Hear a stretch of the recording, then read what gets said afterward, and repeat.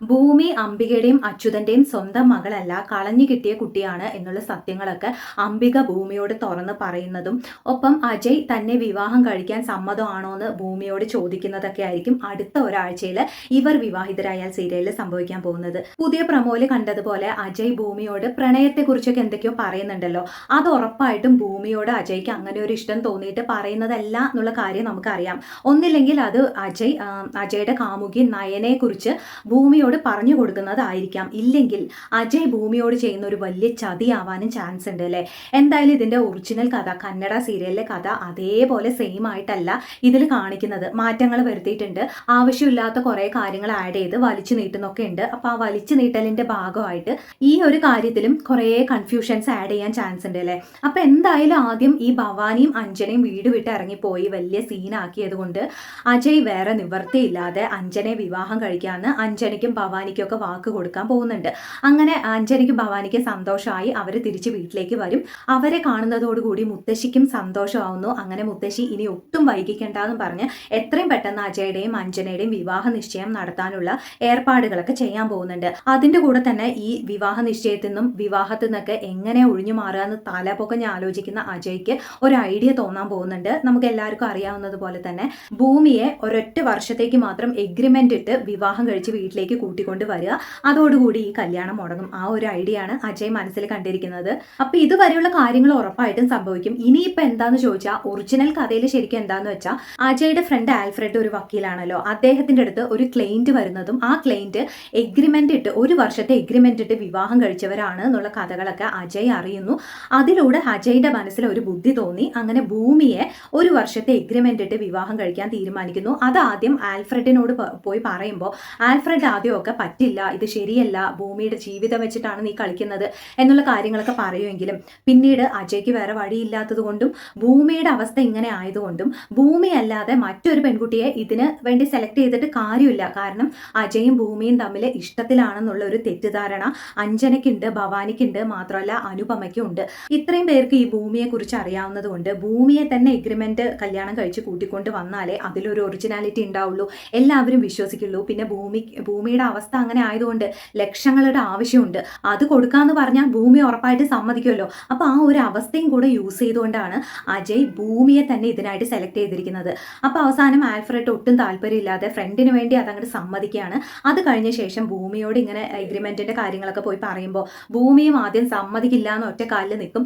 അതിനുശേഷം അംബിക സ്വന്തം മകളല്ല എന്നുള്ള സത്യങ്ങളൊക്കെ ഭൂമിയോട് പറഞ്ഞതിന് ശേഷമാണ് ഭൂമി അവസാനം സ്വന്തം മകളല്ലാതെ ഇരുന്നിട്ടും ഇത്രയും സ്നേഹിച്ച് വളർത്തിയവരാണ് ഈ അച്ഛനും അമ്മയും. ആ അച്ഛനും അമ്മയ്ക്കും വേണ്ടി എൻ്റെ ജീവിതമല്ല, ജീവൻ പോലും കളഞ്ഞിട്ടാണെങ്കിലും ഞാൻ എന്തെങ്കിലും ചെയ്തേ പറ്റൂ.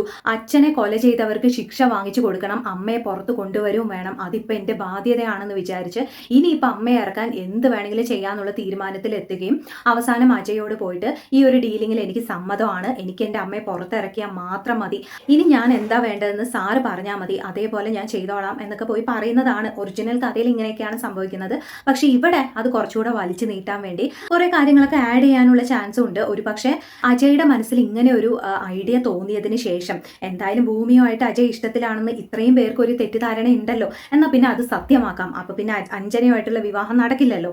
ഒപ്പം ഭൂമിയെ ഇതിനൊക്കെ സമ്മതിപ്പിക്കുകയും കൂടെ വേണമല്ലോ. അത് അത്ര എളുപ്പത്തിൽ നടക്കുന്ന കാര്യമൊന്നും അല്ല എന്ന് മനസ്സിലാക്കിയ ശേഷം അതിനുവേണ്ടി അജയ് ഇവിടെ ഒരു ബുദ്ധി പ്രയോഗിക്കാനുള്ള ചാൻസ് ഉണ്ട്. എന്താന്ന് വെച്ചാൽ ഭൂമിയെ കണ്ട് സംസാരിക്കുക, ഭൂമിയെ ഇഷ്ടമാണ്, വിവാഹം കഴിക്കാൻ താല്പര്യമുണ്ട് എന്നുള്ള രീതിയിൽ സംസാരിച്ചതിന് ശേഷം ഭൂമിക്കാണെങ്കിൽ അച്ഛനും ഇല്ല അമ്മയും ഇല്ല, വലിയൊരു പ്രശ്നത്തിന്റെ നടുക്കാണ് നിൽക്കുന്നത്. അങ്ങനെ ഒരു അവസ്ഥയിൽ നിൽക്കുന്ന ഭൂമിക്ക് അതൊരു ആശ്വാസമായിട്ട് തോന്നുകയും ഭൂമി അവസാനം സമ്മതമാണെന്ന് അജയോട് പറഞ്ഞ ശേഷം, അതായത് ഭൂമിക്ക് അജയെ ഇഷ്ടമായതിനു ശേഷം അജയ് ഈ എഗ്രിമെന്റിന്റെ കാര്യങ്ങളൊക്കെ ഭൂമിയോട് പറയാൻ ചാൻസ് ഉണ്ട് അല്ലേ. അപ്പോഴായിരിക്കും ഭൂമി ശരിക്കും ഷോക്ക് ആവുന്നത്.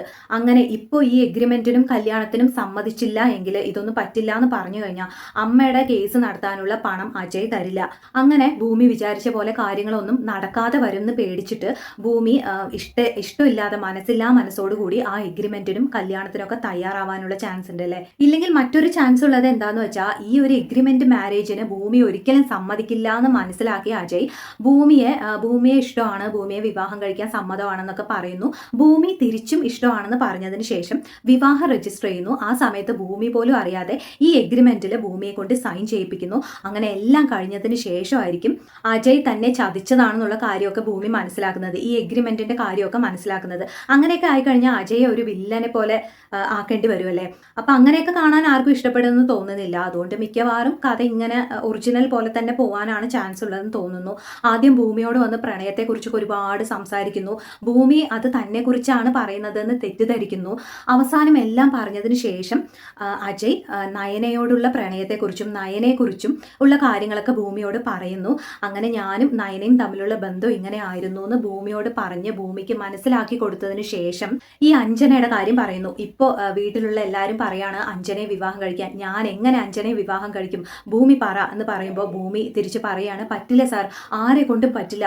മനസ്സിലൊരു പെൺകുട്ടിയും ഇത്രയും സ്ട്രോങ് ആയിട്ടുള്ള ഒരു പ്രണയം ഉള്ളപ്പോൾ മറ്റൊരു പെൺകുട്ടിയെ വിവാഹം കഴിക്കാൻ പറഞ്ഞാൽ എങ്ങനെ പറ്റും, അതൊരിക്കലും പറ്റില്ല. സാറിന്റെ അവസ്ഥയോർത്ത് എനിക്ക് സഹതാപമുണ്ട് എന്നൊക്കെ ഭൂമി പറയുമ്പോൾ അജയ് അവസാനം പറയുമായിരിക്കും, ഈ ഒരു അവസ്ഥയിൽ നിന്ന് എന്നെ ഹെൽപ്പ് ചെയ്യാൻ ഭൂമിക്ക് പറ്റും, ഭൂമി എന്നെ വിവാഹം കഴിച്ചാൽ എല്ലാ പ്രശ്നങ്ങളും തീരും എന്ന് പറയുമ്പോൾ ഭൂമി ചോദിക്കും, അല്ല സാർ, സാറിന്റെ മനസ്സിൽ നയനയുണ്ടെന്നല്ലേ പറഞ്ഞത്, പിന്നെ അഞ്ജനയുമായിട്ടുള്ള വിവാഹം മുടക്കാൻ എന്നെ വിവാഹം കഴിച്ചാൽ അപ്പം ഞാൻ എന്ന് പറഞ്ഞ് ഭൂമി ഒന്നും അറിയാതെ ഇങ്ങനെ ചോദിക്കുമ്പോൾ അജയ് അപ്പോഴായിരിക്കും വ്യക്തമായിട്ടെല്ലാം പറയുന്നത്, വിവാഹം എന്ന് വെച്ചാൽ ശരിക്കുള്ള വിവാഹമല്ല, ഒരു എഗ്രിമെന്റ് മാരേജ്, ഒരൊറ്റ വർഷത്തേക്ക് മാത്രം ഭൂമി എൻ്റെ ഭാര്യയായിട്ട് എൻ്റെ കൂടെ എൻ്റെ വീട്ടിൽ കഴിയും, അതും മറ്റുള്ളവരുടെ കണ്ണിൽ മാത്രം. നമ്മുടെ പേഴ്സണൽ ലൈഫിൽ ഞാൻ ആരോ ഭൂമി ആരോ നമ്മൾ തമ്മിൽ ഒരു ബന്ധവുമില്ല, പക്ഷെ മറ്റുള്ളവരുടെ കണ്ണിൽ ഭാര്യയും ഭർത്താവും ആയിട്ട് തന്നെ നമ്മൾ ജീവിക്കും.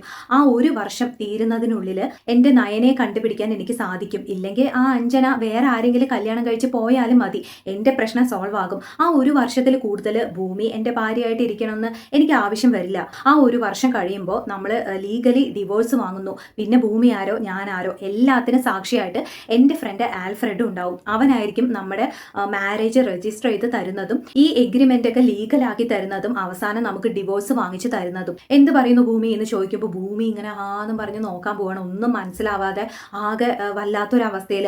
അങ്ങനെ അജയ് പറയാൻ പോവാണ്, ഇപ്പൊ തന്നെ പറയണമെന്നില്ല, ഭൂമി നന്നായി ആലോചിച്ച് പറഞ്ഞാൽ മതി, ഇതൊക്കെ ഈ സഹായം എനിക്ക് ചെയ്തു തരുന്നതിന് പകരം ഭൂമിയുടെ അമ്മ അംബികയുടെ കേസ് നടത്താനുള്ള മുഴുവൻ പണവും ഞാൻ തന്നെ ഭൂമിക്ക് തരും, എത്ര ലക്ഷങ്ങളായാലും കുഴപ്പമില്ല, ആ കേസിനുള്ള മുഴുവൻ ചെലവും ഞാൻ ഏറ്റെടുക്കും, അതാണ് ഞാൻ പകരം ഭൂമിക്ക് ചെയ്യാൻ പോകുന്ന സഹായം, നന്നായി ആലോചിച്ചിട്ട് പറഞ്ഞാൽ മതി എന്നൊക്കെ പറഞ്ഞ് അജയ് അവിടെ നിന്ന് പോകുമ്പോൾ ഭൂമി ആലോചിക്കാൻ പോവാണ്.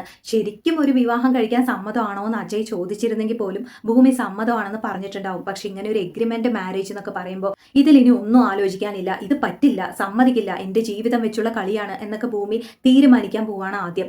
പക്ഷെ അതിനുശേഷം സബ് ജയിലിലെ അമ്മയെ കാണാൻ പോകുമ്പോൾ അംബിക ഈ കാര്യങ്ങളൊക്കെ ഭൂമിയോട് പറയാൻ പോവാണ്, ഇനി എനിക്ക് വേണ്ടി കഷ്ടപ്പെടരുത് മോളെ, അച്ഛന് നീതി കിട്ടണം, അമ്മയെ പുറത്തു കൊണ്ടുവരണം എന്നൊക്കെ പറഞ്ഞ് നീ കഷ്ടപ്പെടാതെ നീ നിന്റെ ജീവിതം നോക്ക്, കാരണം ഞങ്ങൾ രണ്ടുപേരും നിന്റെ സ്വന്തം അച്ഛനും അമ്മയൊന്നും അല്ല. അച്യുതേട്ടൻ കണ്ണൂരിൽ ജോലിക്ക് പോയപ്പോൾ അവിടുന്ന് കളഞ്ഞു കിട്ടിയ ഒരു കുട്ടിയാണ് നീ, മക്കളില്ലാത്ത ഞങ്ങൾ നിന്നെ സ്വന്തം മകളെ പോലെ വളർത്തിയെന്നേ ഉള്ളൂ, ഇനിയിപ്പോൾ ഈ വളർത്തമ്മയ്ക്ക് വേണ്ടിയോ വളർത്തച്ഛന് വേണ്ടിയോ എൻ്റെ മോള് കഷ്ടപ്പെടണമെന്നില്ല എന്നൊക്കെ പറയുമ്പോൾ ഭൂമി അംബിക വിചാരിച്ചതുപോലെയല്ല വേറൊരു തീരുമാനമാണ് എടുക്കാൻ പോകുന്നത്. അജയോട് പോയിട്ട് എനിക്ക് സമ്മതമാണ്, സാറ് പറയുന്ന എന്തിനും ഞാൻ സമ്മതമാണ്, എൻ്റെ അമ്മയുടെ കേസ് നടത്താനുള്ള പണം അത് സാറ് തന്നാൽ മാത്രം മതി എന്നിങ്ങനെ പറയുമ്പോൾ അജയ്ക്ക് സന്തോഷമാവും.